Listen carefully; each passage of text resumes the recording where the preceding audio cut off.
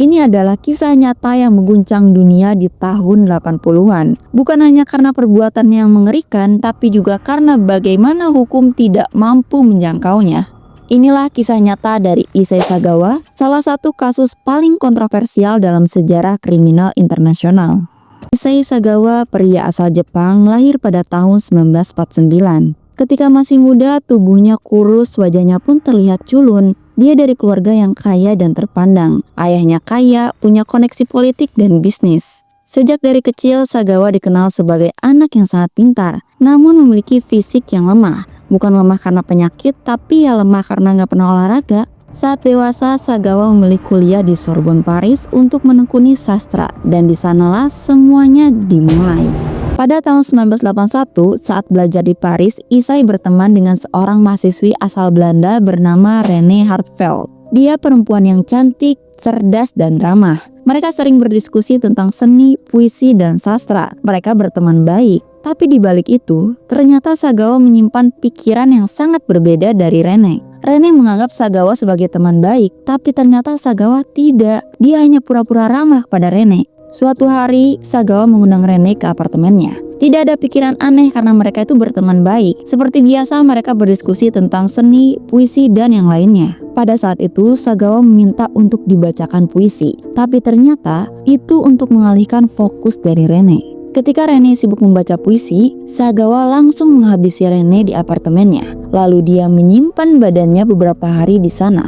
Bahkan sempat dimakan. Hari itu menjadi akhir tragis bagi Rene. Setelah beberapa hari disimpan, Sagawa memasukkannya ke dalam koper, lalu dia akan membuang Rene bersama koper itu. Untungnya, pada saat dia itu mau buang koper, ada warga yang melihatnya. Orang itu langsung mencurigai Sagawa karena gerak-gerik Sagawa itu mencurigakan sekali. Apalagi dia membuang koper begitu saja, bukan di tempat pembuangan. Orang yang melihat Sagawa membuang koper itu, dia langsung melaporkan hal itu ke polisi. Dan polisi pun langsung ngecek ke lokasi dan melihat isi koper itu. Betapa kagetnya mereka karena isinya jenazah.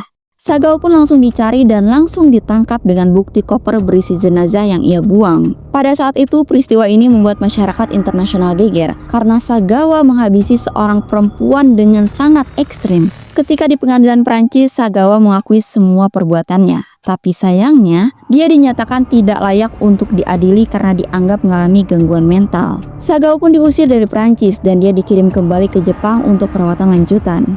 Namun sesampainya di Jepang, disinilah kasus ini menjadi semakin viral. Setelah Sagawa pulang ke Jepang, pihak berwenang setempat menyatakan kalau Sagawa tidak lagi menunjukkan gejala gangguan mental yang signifikan. Itu berarti Sagawa baik-baik saja alias sehat. Tapi meskipun Sagawa sudah dinyatakan sehat, Sagawa juga tidak bisa diadili di Jepang. Hal itu karena menurut pihak berwenang Jepang, dokumen yang diberikan dari Prancis itu tidak lengkap. Jadinya Jepang tidak bisa mengadili Sagawa ulang. Karena hal itu, Issei Sagawa dinyatakan bebas dan hidup sebagai orang biasa di Jepang. Padahal dia sudah menghabisi satu nyawa dengan cara yang sangat ekstrim. Sagawa pun tidak tahu malu. Bukannya menghilang dari publik atau merasa bersalah, Sagawa justru menjadi sosok yang sangat terkenal di media Jepang. Dia menulis buku, muncul di berbagai wawancara, bahkan membintangi film dewasa. Banyak yang mengecam media karena memberinya panggung terus-menerus, sementara keluarga korban masih sangat berduka. Kasus ini tidak hanya menjadi studi kriminal, tapi juga psikologis dan sosial. Bagaimana seseorang dengan kecenderungan ekstrim bisa lolos dari sistem hukum? Bagaimana media membentuk persepsi publik terhadap pelaku kejahatan? Ini menimbulkan perdebatan luas hingga sekarang. Apa yang dilakukan oleh Sagawa tidak akan pernah terlupakan. Kasus ini mengajarkan kita bahwa tidak semua kejahatan berakhir dengan keadilan. Terkadang sistem hukum yang berbeda antar negara bisa menciptakan celah yang tidak terduga. Kasus Issei Sagawa adalah contoh nyata dan tragis dari kenyataan tersebut. Sagawa bisa lolos dari hukuman manusia, tapi mungkin sekarang dia sedang mendapatkan hukuman di tempat lain yang sudah pasti dia tidak akan bisa lolos lagi.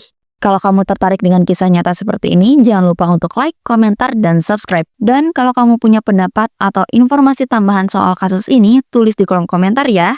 Sampai jumpa di video selanjutnya. Bye-bye!